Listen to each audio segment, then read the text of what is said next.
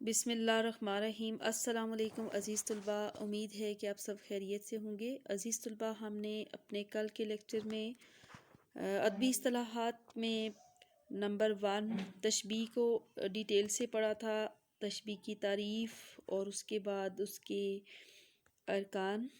آج ہم اس کے سیکنڈ نمبر علم بیان کی جو 4 بڑے ستون ہیں ان میں سے سیکنڈ نمبر ہے استعارہ۔ آج ہم استعارہ کے لفظی معنی مستعار لینا یعنی ادھار لینا کے ہیں۔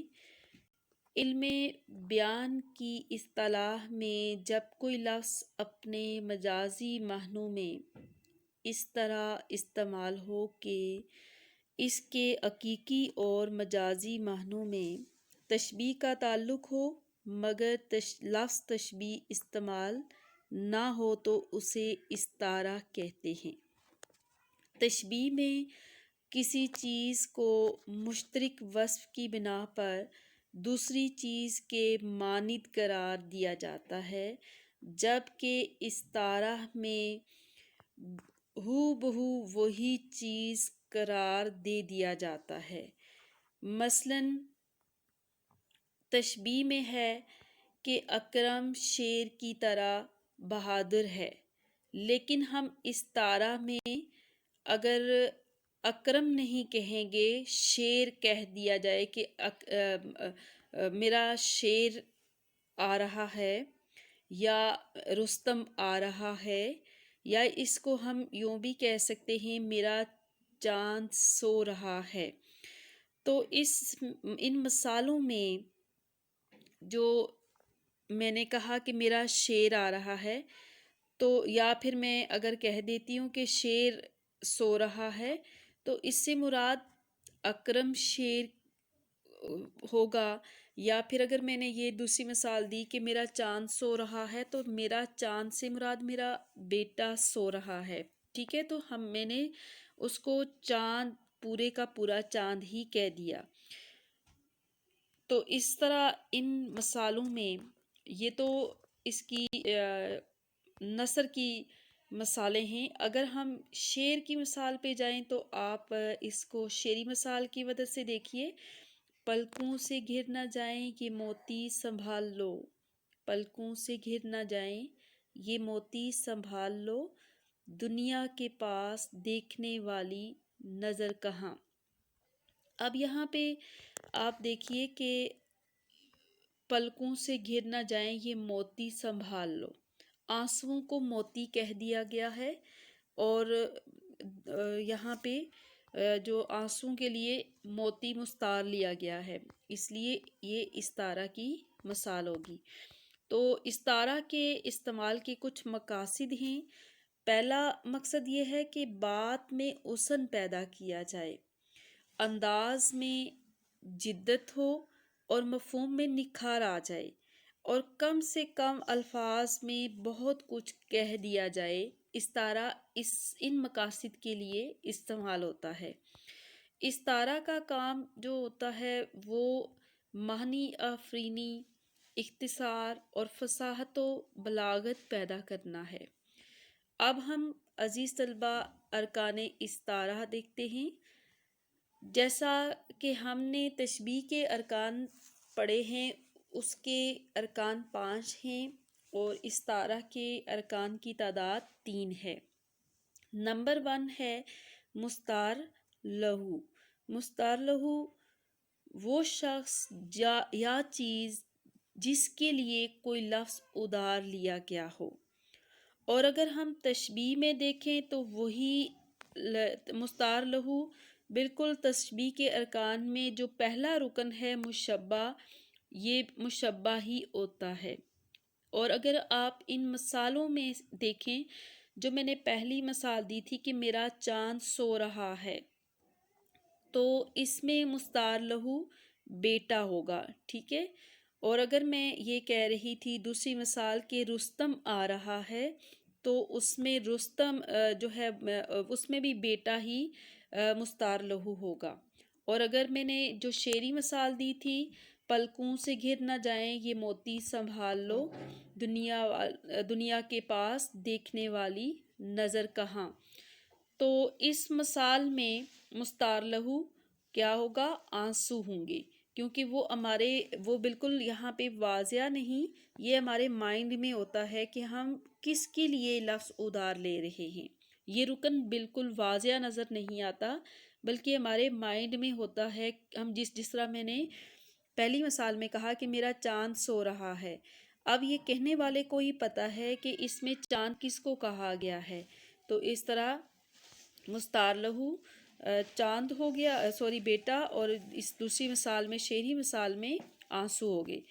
اس کے بعد سیکنڈ رکن ہے اس کا مستار منہو، وہ شخص یا چیز جس سے کوئی لفظ مستار لیا گیا ہو، جس کے لیے کوئی لفظ مستار لیا گیا ہو۔ اور تشبیہ میں یہی کیا ہوتا ہے؟ مشبہ بہی ہوتا ہے، ٹھیک ہے۔ جس طرح تشبیہ کے ارکان میں دوسرے نمبر پہ مشبہ بہی ہے، اسی طرح استعارہ کے ارکان میں دوسرے نمبر پہ مستار منہو ہے، یعنی وہ لفظ جو کسی چیز کے لیے ادھار لیا جائے۔ اور اگر آپ ان مثالوں میں دیکھیں تو پہلی جو مثال تھی میرا چاند سو رہا ہے، تو اس میں نے مستار منہو کیا ہوگا؟ چاند۔ اور دوسری مثال تھی میرا رستم آ رہا ہے، تو اس میں رستم جو ہے وہ مستار منہو ہوگا۔ اور اگر شعر کی مثال میں دیکھیں پلکوں سے گر نہ جائیں یہ موتی سنبھال لو، تو اس میں موتی مستار منہو ہوگا۔ اس کے بعد نیکسٹ ہے تیسری قسم، اس ارکان استعارہ کے جو تیسرا رکن ہے وہ وجہ جامعہ، وہ مشترک صفت جو مستار لہو اور مستار منہو میں پائی جائے۔ اور بالکل تشبیہ میں بھی وجہ شبہ جو ہوتا ہے کہ ہم مشبہ اور مشبہ بہی میں جو مشترک صفت پائی جاتی ہے اس کو وجہ شبہ کہتے ہیں، اور استعارہ میں اسے وجہ جامعہ کہیں گے، ٹھیک ہے۔ جو مستار لہو اور مستار منہو میں مشترک خوبی ہوگی اسے وجہ جامعہ کہیں گے۔ اب اگر ان مثالوں میں غور کریں تو جو میں نے کہا تھا کہ میرا چاند سو رہا ہے، تو چاند سونا اور میرا چاند اور بیٹے اور چاند میں جو مشترک خوبی ہے وہ خوبصورتی ہے، تو یہاں پہ وجہ جامعہ خوبصورتی ہوگا۔ اور جو دوسری مثال آپ کو دی تھی کہ رستم آ رہا ہے، تو رستم یہاں یعنی کہ بیٹے میں اور رستم میں یعنی شعر میں کیا ہے؟ بہادری ہے، مشترک خوبی، تو بہادری اس کی وجہ جامعہ ہوگی۔ اور تیسری جو شعری مثال ہے پلکوں سے گر نہ جائیں یہ موتی سنبھال لو، آنسوؤں میں اور موتیوں میں جو مشترک خوبی۔ تو عزیز طلبہ آپ کو یقیناً ارکان استعارہ کی سمجھ آ گئی ہوگی۔ اب ہم دیکھتے ہیں تشبیہ اور استعارہ میں فرق۔ آپ اس میں سب سے پہلے آپ دیکھیں، اس بات پہ غور کریں کہ تشبیہ کے 5 ارکان ہوتے ہیں، جبکہ استعارہ کے ارکان کی تعداد 3 ہوتی ہے۔ تشبیہ حقیقت پر مبنی ہوتی ہے جبکہ استعارہ مجازی ہوتا ہے، اور تشبیہ میں حرف تشبیہ موجود ہوتا ہے جبکہ استعارہ میں حرف تشبیہ نہیں ہوتا۔ اور اس طرح اس کی جو تشبیہ کے 5 ارکان ہیں ان میں سے کم از کم 2 کا یعنی مشبہ اور مشبہ بہی کا ذکر لازمی ہوتا ہے، اور استعارہ کے 3 ارکان میں سے صرف 1 مستار منہو کا ذکر لازمی ہوتا ہے۔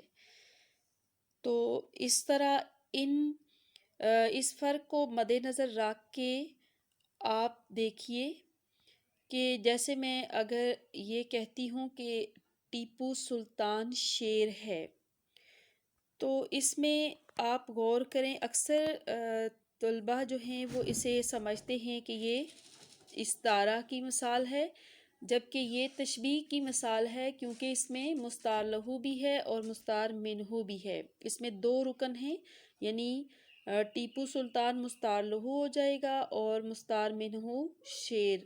تو اس میں پھر اگر دو رکن واضح ہوں تو وہ تشبیہ کی مثال ہو سکتی ہے، وہ استعارہ کی مثال نہیں ہوگی۔ عزیز طلبہ، آج کے لیے ہمارا لیکچر یہیں پہ اینڈ ہوگا۔ یہاں اس کو اچھی طرح سے ذہن نشین کر لیجئے گا۔ ہم اپنے اگلے لیکچر میں باقی ادبی اصطلاحات کو ڈسکس کریں گے۔ تب تک کے لیے اللہ حافظ۔